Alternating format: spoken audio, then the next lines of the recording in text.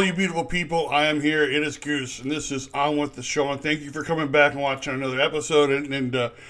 I was going through some of the movies through the week, and I came across one I'd never seen before. A lot of people told me I should see it, and that's the movie Friday. And Friday turns 30 this year. So I thought, hey, this would probably be the best time, the perfect time for me to watch the movie. And I'm going to give you my little review on Friday and tell you why I think it's a cultural classic of its time. But before we get started, if you haven't already, go down there, subscribe to the channel, ring the bell for notifications, bang, bang, bang the bell for notifications, so you always know when new videos are uploaded. And give me a big like on the video because it does help me with the algorithm. And yes, let us get ready to watch Friday. Friday was done in 1995, starring Ice Cube and Chris Tucker. And right now, it pretty much is most known for that very famous GIF or meme that it has for that. Let's get into the IMDb facts on Friday. It was done in 1995. It's rated R. It scored a 7.2 out of 10 on IMDb, which is pretty good. The synopsis is, it's Friday. Craig and Smokey must come up with $200 they owe a local bully or there won't be a Saturday. The director was F. Gary Gray. It was written by Ice Cube and DJ Pooh. And the stars Ice Cube, Chris Tucker, and Nia Long.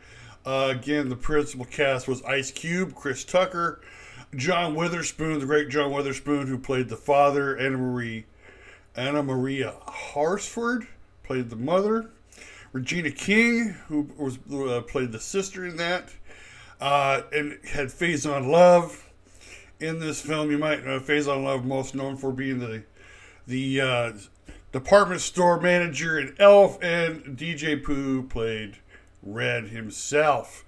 And it looked like it was an interesting film. A lot of people have been telling me to watch this. It has a lot of, at the time, some very famous actors, some up and coming actors, and I thought for sure that this would be something that would be really, really fun to watch, because people kept telling me, you have to see this movie. It's really, really good. As I was getting my research done for this review, I came across a review from the Hollywood Reporter from 1995. It said, on April 26, 1995, New Line Cinema unveiled Ice Cube's screenwriting debut in theaters. This was rewritten by Michael Rechtschaffen, April 26, 2019. And it says here, on April 26, 1995, New Line Cinema unveiled Ice Cube's screenwriting debut Friday in theaters, where the comedy grossed $27 million domestically and launched 2 sequels. The Hollywood Reporter's original review is below. And it goes, something of a lighthearted Boys in the Hood, Friday is a scrappy and irreverent comedy marking the screenwriting debut of rapper-actor Ice Cube, along with DJ Pooh, and the featured directorial debut of busy music video helmer F. Gary Gray. A colorful take on a day in the life of a South Central neighborhood. The agreeable result may have proved a little too benign for those looking for a little action, but Friday should still translate into a tidy payday for New Line Cinema, particularly in urban hoods. Ice Cube also does on-camera duty as the freshly unemployed Craig Jones, who lives at home with his mother, Anna Maria Horsford, dog catcher father John Witherspoon, and taunting sister Regina King. Despite constant threats from his parents, Craig decides to put off the job search in favor of hanging at his house, taking in the day's local sights and sounds, along with his perpetual high pal Smokey, played by Chris Tucker. Along the parade of eccentricities who pass by their porch perch are Debo, played by Tiny Zeus Lister, the overgrown neighborhood bully Big Worm, Faison Love, a drug lord who fronts as an ice cream man, and in a brief but memorable cameo, Sanford and Sons LaWanda Page as a less than charitable Jehovah's Witness. While the character-driven script has a weakness for toilet humor, says Mel Brooks would be proud, its inhabitants are given some oddball quirks and ticks that keep things percolating when the plot development runs a little thin. All right, so I'm gonna, play a couple of clips a little later on from Friday to give you an idea of what they're talking about. But here's my honest review of Friday, and that is, I think it is a very cultural classic film from 1995 that shows basically kind of what life was like in South Central Los Angeles at the time. Basically, all these guys do is they sit on the porch, they get high, and they watch all the stuff that goes on around them. One of the things that it failed to talk about was that two of the other actors that are also in this film is the late Bernie Mac. I think that might have been his film debut at the time, who is right now sorely missed. Bernie Mac was leagues far beyond what we could have appreciated from him, and at the time, and he has a very small part. And then we also see Tony Cox, who's the neighbor across the street, who's married to this very big, beautiful, I guess, Latina woman, who is just, and it kind of gives the contrast to the home across the street. But here's the interesting thing I loved about Friday was that its simplicity in the movie.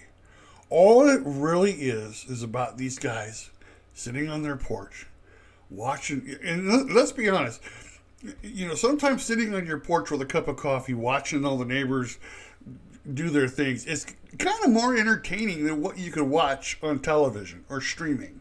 It's kind of some of the crazy things that go on, like that gal across the street, she's cheating on her husband with the with the kid that cuts their lawn, and that guy over there, he's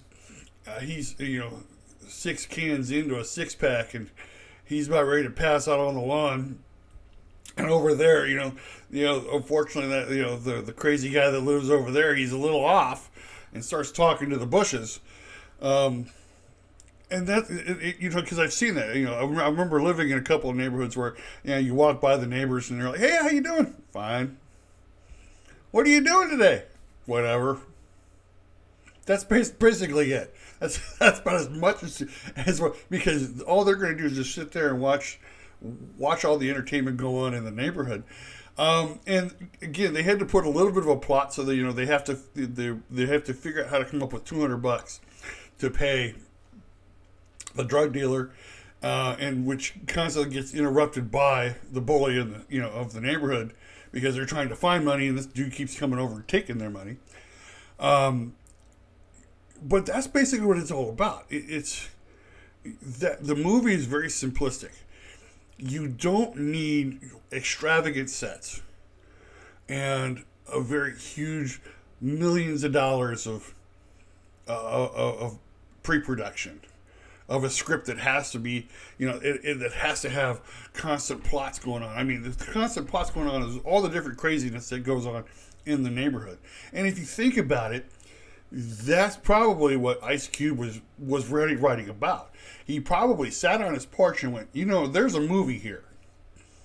There's something here that, that we could put on the screen. And it could be entertaining. And then along the ways, it shows, a couple of the, it has a couple of really, really touching points to go on, which I will show in a couple of clips in just a little bit. But I really enjoyed Friday. I could see why all of my friends kept telling me I had to watch it. And to think that it took 30 years before I sat down and decided to, to watch this film. And it was just incredibly entertaining. And again, the sad part is that this movie now is more known for that meme than anything else. As a matter of fact, what was funny was, as I was sitting there talking with Logan was like, "Let me know when that's coming up so I could see it." And Excuse me. And that was one of the big highlights of the night when that scene finally popped up and came about. There are certain things about Fridays. I mean, the only thing about Fridays I had a problem with was the drive-by. There is a drive-by in there, and I thought, it kind of brings down the tone of the movie. I didn't think it was needed. Didn't think it was wanted, but it kind of because it brings down the tone of the movie. I know why it was there, because such is the life, I guess, what Ice Cube was trying to portray in Friday. I also found it interesting, and this is not a knock on anything, but that in the film he lives at home with his mother and father, which I guess is a sign of the times, because nowadays usually it's a mother in the household. You talk to some of these, like I've sometimes talked to these, inner city kids, and they're like, yeah, they just have a mom in the house. They don't know where their dad is, or their dad's off with another baby mama. And it's kind of sad, but I thought it was kind of a unique thing here. And I don't know if it was like something that he'd done on purpose to try to basically say, hey, we need to have more dads in the house. I mean, because him and his dad in the movie have a great scene that I'm going to show you pretty soon. Like I said, it made $27 million. And amazingly enough, the budget for that film was $3.5 million. $3.5 million. And to talk about how a lot of these movies today, they have such extravagant budgets, it's not even funny. It's crazy. So they were able to make this movie, for $3.5 million. I mean, $27 million, in New Line Cinema. And it had 2 sequels. One sequel was Next Friday, and the one after that was The Friday After Next. So they kept going with the Friday thing. Unfortunately, from what people have told me, the sequels are okay, but it's like all the other sequels, there's sometimes they don't have the magic as the first one. Let me go on to let's go on to the first clip, and then again, this is the infamous clip where it has the meme to it. So what? I saw the tape. We kept rewinding it. Kind of looked like your hair, but you can't really tell from the back. How your eye? Oh, it's cool. Damn! Put your glasses back on.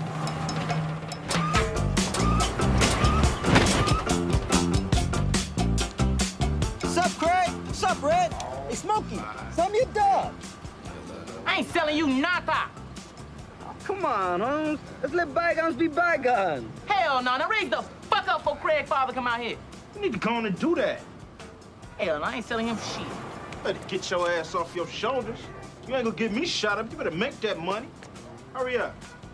Si quita el minuto, merece que le meto más derecho. Y que ne netro. Man, this nigga got us with some shit. You know that shit was fucked up, man. It's all right. As long as it's worth the money, have a nice leg. Bush, fuck you.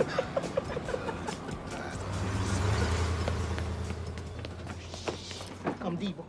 Who? Debo. Let me just tuck mine in.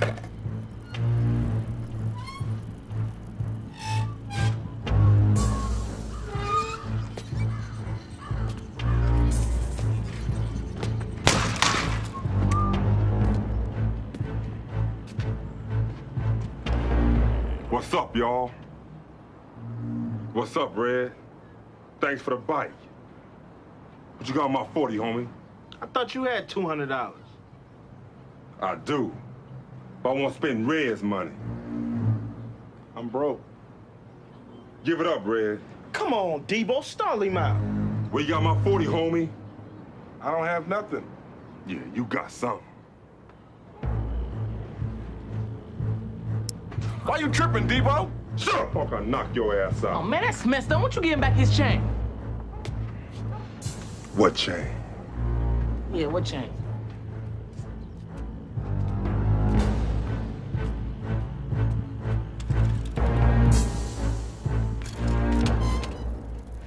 Hey, man, why y'all didn't help me? And I'm high. Man, that's fucked up, man. If it was y'all, I would have helped y'all. What about the time he tried to choke me in Smoke's backyard? Yeah. Oh, that was different. Man, that's jumping. Sit your ass down. Man, I got mind control over Debo. He be like, shut the fuck up. I be quiet. But when he leave, I be talking again. Man, my grandmama gave me that chain. Tripping hard. Only on people he know. He don't be pulling that shit on them fools around the corner.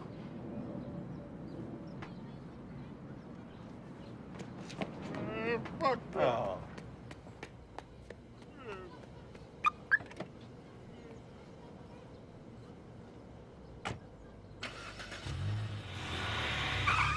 He gonna cry in the car.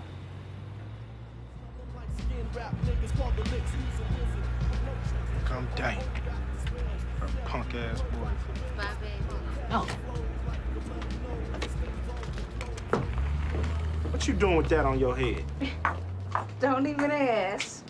All right. That clip brought to you by Your Movie Clips over on YouTube. Yeah, it's that's how that sucker got started. That's how that meme got started. The GIF.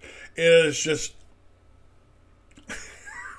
I think it bodes well for anybody who like is shocked or surprised by something. That reaction, I think, has continued to live on. It will live on past, I think, long past us, because it is just so poignant. But if you look at the whole clip, and first of all, you see Tiny come up, who is Tiny Zeus Lister, who got that nickname Zeus from the movie No Holds Barred starring Hulk Hogan, which I will tell you, in my opinion, is one of the worst movies ever made. But apparently it launched the career of Hulk Hogan. And Zeus, or Tiny, he'd been acting long before No Holds Barred and had ever come out, and I think it was kind of good that he got in that role, because it very much fits the role of a neighborhood bully. Sorry, I neglected to tell you that this it is rated R, so it does have some pretty strong language in it. And I'm going to be honest about one other thing. I have never seen a guy run like that to anywhere, especially to his car, since the movie Napoleon Dynamite. But I think it also kind of gives credence to the character, and like, oh my gosh, he just my grandmother got me that chain. And again, it's just all they're doing is pretty much just sitting on their porch and reacting to the stuff that kind of happens to them and talking about some of the stuff that happens to them. And I think Hollywood has kind of lost the art of the simplistic movie. They think that it's got to be it's got to have all kinds of high concept. It's got to be a high concept film, and we got to be able to this stuff's got to be going on over here. And we got to have $30 million worth of VFX and CGI and stuff that we can add to it. When you could just have a very simplistic film like Friday. Now, for me, though, I think as I'm stuttering through my words, for me, though, I think the one scene that really gets me, and this is the scene with father and son Craig and the dad, Ice Cube and John Witherspoon. And John Witherspoon is one of these guys. He's been around Hollywood for a long time, and he has really made a name for himself. This scene, I think, is what really cinched the movie for me. And this is from a VX movie clips, I believe it is. So let me show you this scene. It's going to have a little subscribe thing come up in the middle of it, but it's about 2 minutes, maybe a little less than 2 minutes long. But I think this is one of the more poignant things of the film.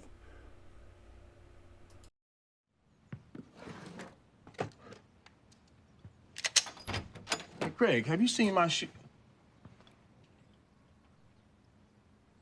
What's that for? Protection. Protection? Protection from who? Yeah, Smokey. I got to walk Smokey down to his house. Oh, man. Your mother and I never would have moved in this neighborhood if we had known you need a gun to walk down the damn street. You know how it is around here.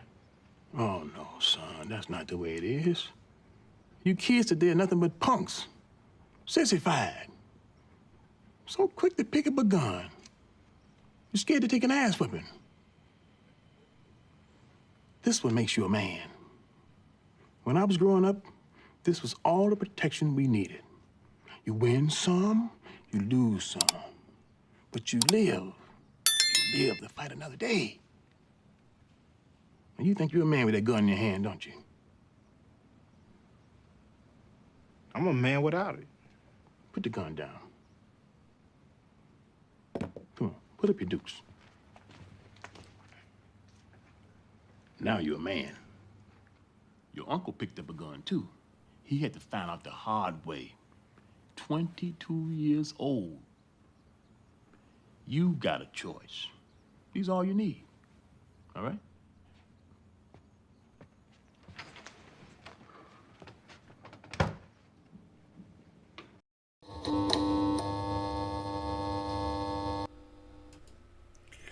Yeah, that is again from VX movie clips over on YouTube, and that pretty much, that scene right there, I mean, really clinched it for me.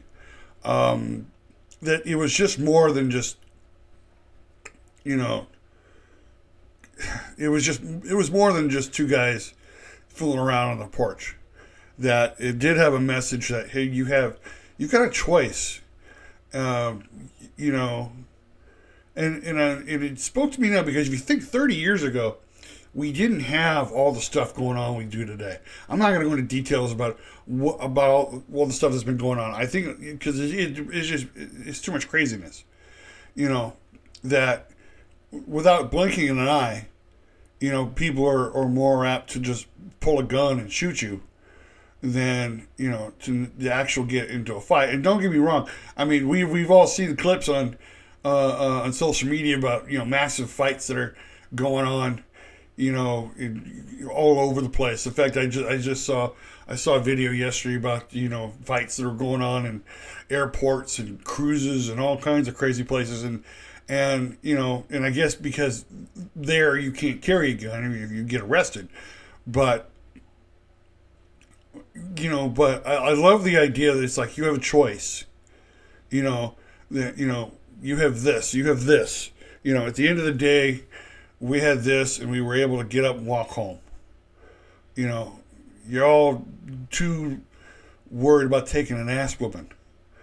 And I think that whole scene there could be played today and might be able to, hopefully, you know, I think, in my opinion, hopefully garner some,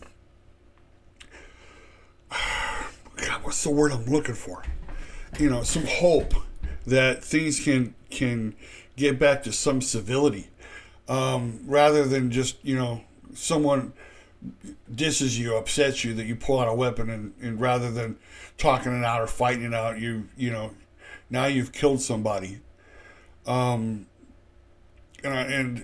again, the fact that it was John Witherspoon who gave that speech, gave that message, I think that there says so much more to it. And again, I find it very refreshing, even 30 years later, that it would have, you know, it's a black family that's like a nuclear family with a dad and a mom and, you know, the two kids, and you know, and nobody has to be perfect. Nobody has to be perfect in the film. I mean, you know, this isn't like, I know this gets, you know, thrown around a lot, but it's not like Leave It to Beaver. You know, nothing's perfect. It's not like the Brady Bunch. Nothing's perfect. People make mistakes.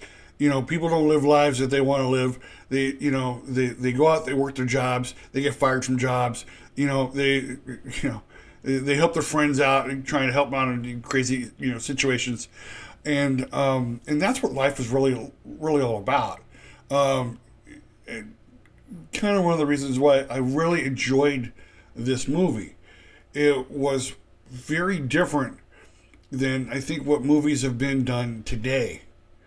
And again, I'm going to reiterate, this movie was made for $3.5 million. Nothing extravagant. And I know somebody will say, well, Goose, that was in the mid-90s. Yes, it was in the mid-90s. They didn't have extravagant budgets back then. They really didn't. Not like it is today. And I think I have to agree with a lot of people. I think the budgets have gotten way out of hand with a lot of these films. Excuse me. Have some coffee. But I'm going to wrap this up. I'm going to tell you, you can find Fridays. I know I saw it on I saw it on Max, and I thoroughly enjoyed it. Cannot wait to see it again. I think it is a very culturally important film to watch, especially in this day and age. And I think this was the movie that put both Ice Cube and Chris Tucker on the map. And hopefully, I saw some rumors that they're going to be doing a fourth Friday movie.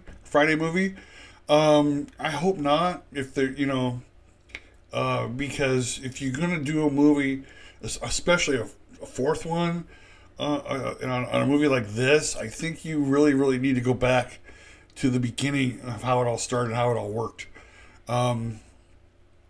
And that's the best way you're going to make it. Keep it simple. Keep it very simple. All right, I am on time. If you haven't already, go down, subscribe to the channel, bang the bell for notifications, bang, bang, bang the bell for notifications, so you always know when a new video is uploaded. Give me a big like on the video if you've liked the video, and it does help me with the algorithm. And do me a favor, share this out to your friends, family, neighbors, and leave me a comment. Let me know if you think I'm right, or if you think I'm way off, or if there's something that I forgot.